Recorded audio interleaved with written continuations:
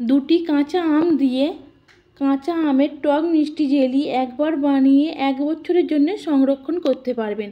অবশ্যই এই কাঁচা আমের জেলিটি একবার হলেও ট্রাই করে দেখবেন।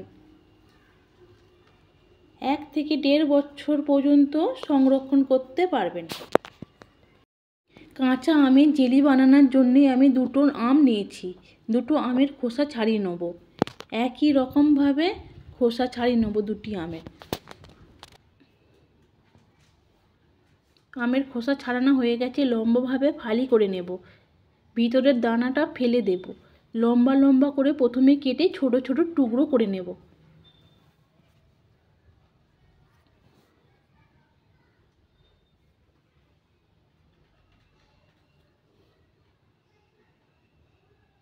তোমরা চাইলে গ্রেটও করে নিতে পারো।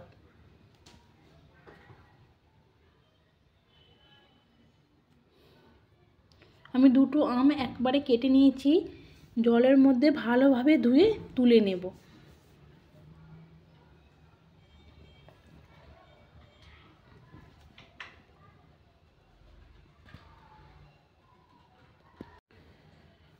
কড়ার মধ্যে আমের টুকরোগুলো দিয়ে দেব। 2 কাপ পরিমাণ জল দিয়ে দেব। ঢাকা দিয়ে আমটা সেদ্ধ করে নেব।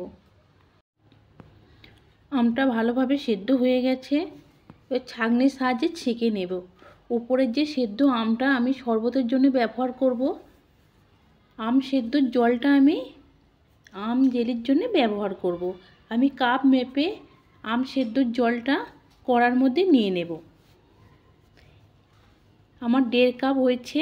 আমি 1.5 কাপ পরিমাণ চিনি দিয়ে দেব।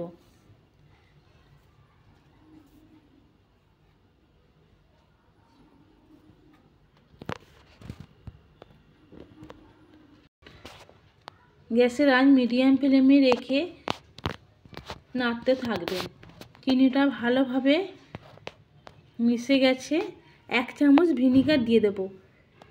ভিনিগার না থাকলে অবশ্যই 1 চামচ লেবুর রস দিয়ে দেবেন।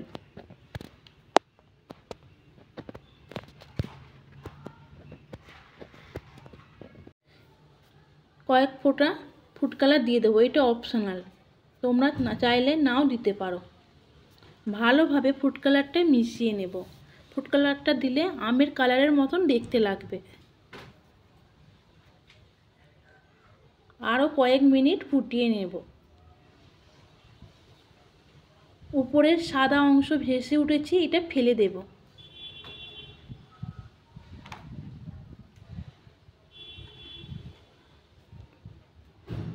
কতটা সুন্দর ঘন হয়েছে দেখুন। গ্যাস বন্ধ করে ঠান্ডা করে নেব। কাঁচের বোতলে ঢেলে নেব।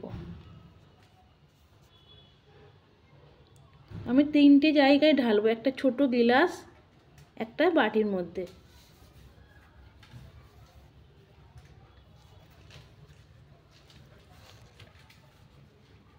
নর্মাল টেম্পারেচারে 6 থেকে 7 ঘন্টা রেখে দেবো।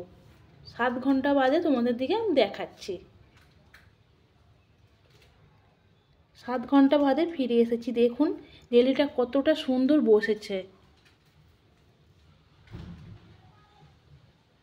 আমি একটা পাউরুটির মধ্যে লাগিয়ে তোমাদের দিকে দেখাচ্ছি কতটা সুন্দর জেলিটা হয়েছে। একবার হলেও ট্রাই করে দেখবেন। যদি ভালো লাগে অবশ্যই জানাবেন।